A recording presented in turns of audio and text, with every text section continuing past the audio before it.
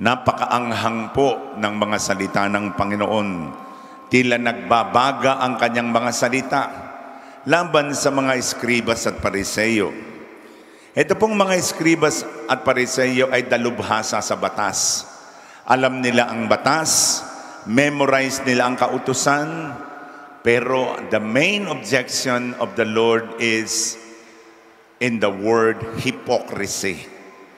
Para madali nating maintindihan sa salita pong ordinaryo, sabihin natin plastic, Tupperware, Permaware, at there is the discrepancy between what they say and what they do. Kaya sa Tagalog, ang ginamit ng Panginoon ay mga mapag-imbabaw. Sa original pong kahulugan ng mapag-imbabaw o hypocrite, ay naroon po sa description na a hypocrite is one who wears mask, one who is good in acting. So pakitang tao, showtime ang kanilang pananampalataya. Ang kanilang pagdarasal ay nasa nguso, wala sa puso. At ang kanilang kabanalan ay pagpapakitang tao lamang. Para ano? Para sila'y pagpugayan, para sila'y papurihan ng maraming mga tao. Kaya naman, kakaiba si Jesus sa mga eskribas at pariseyo. Sabagat si Jesus, ang kanyang salita at ang kanyang gawa ay iisa. And His authority hinges on His integrity, that His actions and His words are the same. Kaya kapag siya ay nagsalita, ang mga tao ay nakikinig at tinatamaan at nagaganyak tungo sa pagpapanibago. Maraming binanggit ang Panginoon na sa wikang Ingles ay woes. Sa wing palad, isinumpa kayo. At ito ay pinatungkol niya sa mga eskribas at pariseyo. Binanggit niya na ang pagdarasal ng mahaba, na paulit-ulit, at itinatago naman yung kanilang ginagawa sa mga babaeng balo na inuubos ang kabuhayan.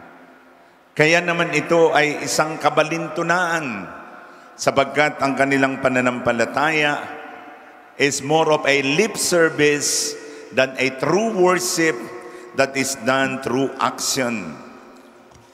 Naghahanap ng maikokonberte, sabi ng Panginoon, para sa pananampalatayang Hudyo. Pero kapag nakonberte na nila ang isang tao, ay mas lalong nagiging masahol pa kaysa sa kanila, sapagat ang nakikita nila ay ang masamang halimbawa. Kaya nga, tinura ng Panginoon ang titulo sa kanila, mga bulag na taga-akay. Paano natin mailalarawan yung bulag na taga-akay? Yung nag-aakay hindi nakakakita. So paano pa makakapaglakad ang bulag kung yung taga-akay niya mas bulag pa sa kanya? At ito ang paglalarawan ng binabanggit tungkol sa templo na binigyan diin ng mga eskribas at pariseyo ay yung ginto, yung pilak, yung kayamanan. Pero yung pagtupad sa pagsamba sa templo at sa Panginoon ay hindi nila nabigyan ng pansin. True worship is the worship not only of the mouth, not only of the heart, but a life lived in the Holy Gospel. Kaya naman ito ang mensahe po sa atin na iisa.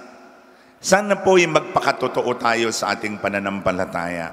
Sana po yung pananampalataya natin hindi lang sa salita, kundi ipakita natin sa ating mga gawa, sa ating paglilingkod sa kapwa, sa ating pagtulong sa kapwa, sa ating pagmamahal sa kapwa, at the very mercy and compassion for the poor, the lost, the last, and the least, not in words alone, but in concrete action.